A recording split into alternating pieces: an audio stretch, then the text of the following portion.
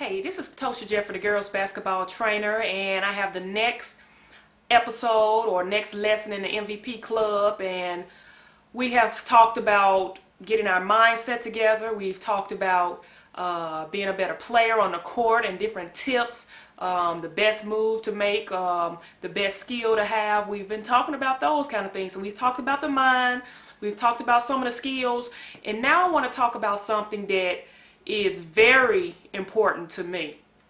You probably know by now that I am very passionate about basketball, extremely passionate about basketball, but I am just as passionate about academics. I am just as passionate about academics.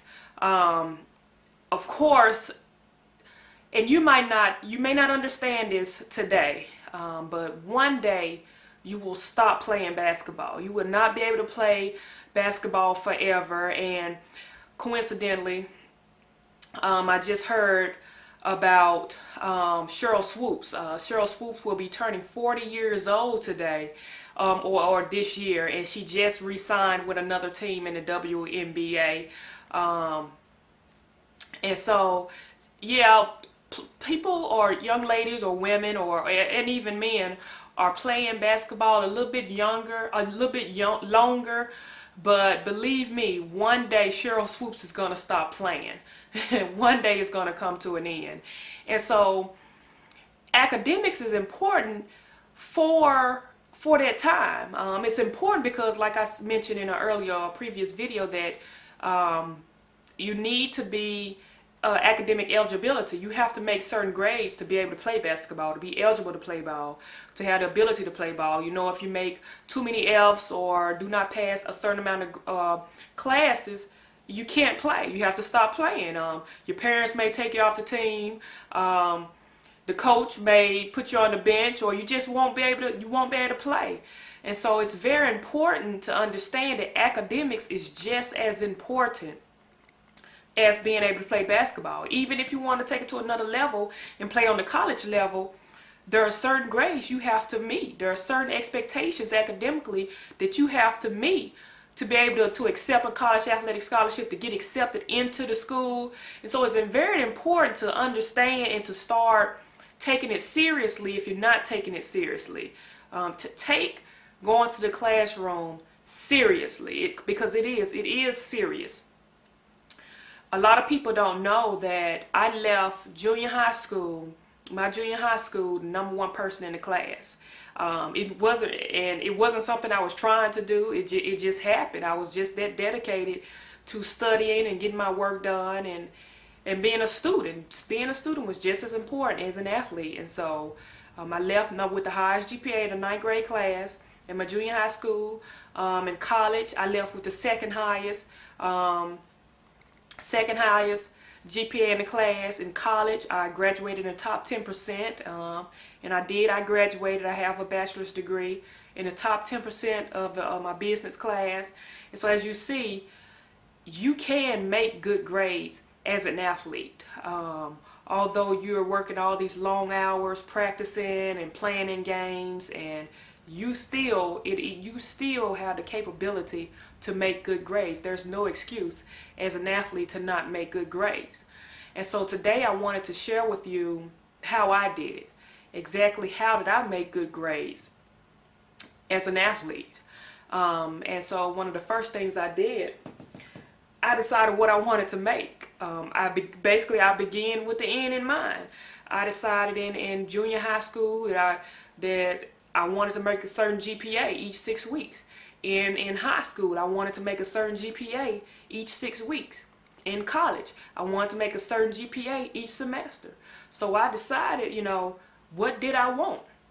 So if I wanted to make a 3.5 GPA, well, mentally I knew I was going to have to do some things to make that GPA. And so that's the first thing. What do you want? I've mentioned earlier, if you don't know what you want, you will settle for anything. So the first thing to do is to decide, what GPA do you want to make? what GPA, what grade point average do you want to have at the end of the 6 weeks period? And to be honest with you, like I just said, I wasn't trying to be number one in the class. I wasn't trying to be number two in the class. I wasn't trying to finish in the top 10%. I just knew, I broke it down, and I just knew each 6 weeks, each grade period, I wanted a certain GPA. That's how I did it. So that was the first thing I did. So next thing, if you know what GPA you want to make, then you need to break down your classes. You know, my strongest point was math. Math was my strongest point. So I already knew I was excited about math. I enjoyed math. I enjoyed the challenge. So I knew I wanted to make an A in that class. And I was going to work hard to make an A in the class. And so what I went by subject and decided, well, I know I want this GPA, so what do I have to make in this class to get that GPA? And so I basically started with the classes that I enjoy. I had math, I had PE was of course going to be an A, dressed out. And so you just break down what classes can you make, do I make an A in?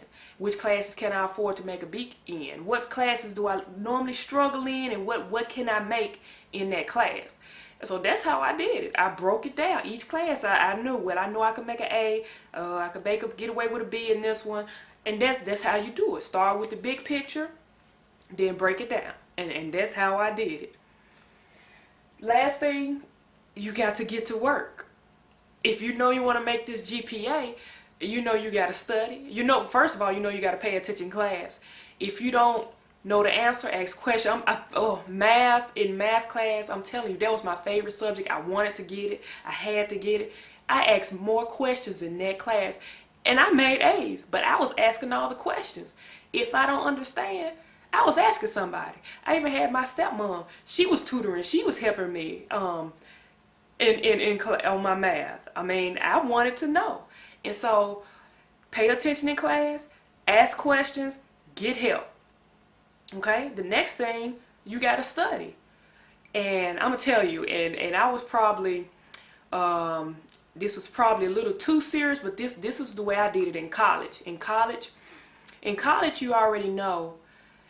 In college, you have so many advantages in college. And I don't know how it is in high school now. Some high school may have syllabuses. They call it syllabus. But in college, the first or second day of class, you are given a syllabus, which basically breaks down the entire semester. It tells you when your test dates are. It tells me week by week what chapter you will be going over, what your homework assignments, when other assignments are due, when your tests are coming up. So the way I studied for a test, you know, each week I read through my material, I did my assignment, but I knew when test day was, and I started studying for the test a week before the test. I didn't wait the day before the test. I was studying 1 week before the test. I was going back and rereading the material I didn't understand, and going back and looking over my notes a week before the test. So that's how serious I was about academics in college. So that's what you have to do. So we talked about paying attention in class, asking questions, getting help, studying, doing your homework, getting help if you need help, studying for tests, and that's what you have to do. And so that's how I was successful in the classroom. That's how I was successful. And I'm not the smartest person. I'm not the smartest person. I wasn't the smartest person at school. And it wasn't about being smart, but it was about the habits I had. I was always studying. I knew one thing you have to understand: to be successful, you have to give up something. To be successful in a certain subject, to be successful in a certain activity, to be successful in anything, you're going to have to give up something. You're going to have to give up television. You're going to have to give up, you may not have to give up all television, and not all television. I remember, again, like in college, and even now, I don't watch much television. I may get in 1 hour a day of television. That's the same way I was in college. I had my favorite show in college, and I made sure I blocked time to to watch that show, and then I went back to study. And that's another thing. Work by a schedule. Let me add that. Go by a schedule. Or work by a schedule. And that's what I did. In high school, in college, I had a schedule. My best friend in high school used to always tell me, man, did I call you at the right time? I know I'm cutting into this time on your schedule. And as an athlete, your schedule is all automatically made for you. You go to class, you go to practice, then you go home. And in college, you go to class. You may have practice before class. You go to class, go back to practice. You may have to go to tutoring. So there is an advantage to that because your schedule is already created. So have a schedule and stick to that schedule. So in high school and in junior high school, immediately after practice when I got home, I didn't go directly to the television. No, I went directly to homework. I would eat, then go directly into homework. And when I got to college, it was the same routine. I had a schedule. I would take a break. I took a break on Friday and Saturday. I didn't study on Friday and Saturday, but on Sunday, I would study on Sunday. So Sunday through Thursday, I'm studying, doing homework. And Friday and Saturday, I gave myself a break, and Sunday I was back at it. And so have a schedule. When you come home from school, don't go immediately into playtime, TV time, computer time. Go immediately into studying. Go ahead and get it out the way, studying homework, get it out the way, and then have that hour left, hour and a half left of relaxation time. Or just, relaxation time, TV time. Put that time in there, but have your schedule set. And so that's how I did it. And it's very important, like I said, it's very important because it's not necessarily trying to be the smartest person, but it's creating, being more disciplined. You're being a disciplined person. And it's not that hard. It's not that hard. It's just, if you want it bad enough, you're going to do what you need to do. Simply as that's how simple it is. Same thing with basketball. If you want to improve, you want to be the best, you're going to make sacrifices to do it. You're going to work extra. You're going to go in the gym early, going to stay in the gym late. You're going to study basketball. That's how the top people, the successful people, the top players, the successful players, that's what they're doing. And so if that's the level you want to get at, that's what you have to do. So this is Patosha Jeffery, the girls basketball trainer, coming to you with the next lesson, academic lesson. I know I had to go ahead and put it in because it's important to me, and it should be important to you. Don't just limit yourself on being the best player on the team. Make sure you take care of business in the classroom and be the best student athlete. All right. So I'll see you next time with the next lesson. Take care.